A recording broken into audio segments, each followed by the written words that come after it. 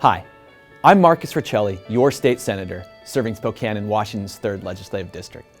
I want to thank everyone who took the time to attend our 3rd Legislative District Town Hall on Saturday. It was one of the largest turnouts we have ever had, and I want you to know how much I appreciated the thoughtful questions and comments. Your feedback is essential to our work in Olympia.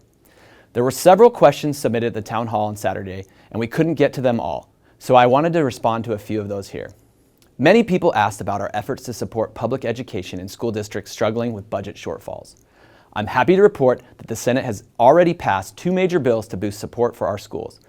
One will increase funding for special education services, and the other will help districts struggling to pay for the basics like supplies and building operating costs.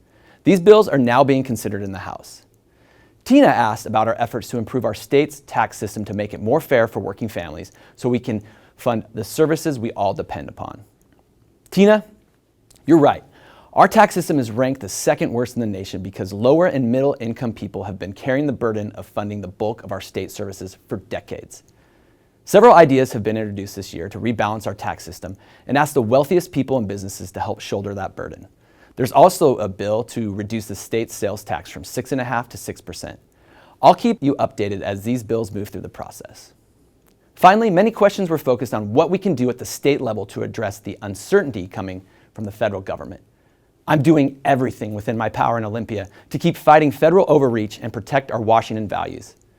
Our Attorney General is fighting back in court on several fronts, including action to protect the 57,000 federal employees in Washington. Last week, I joined Senator Patty Murray to speak out against potential cuts to Medicaid. Cutting these critical care services would mean cutting lives short in our state.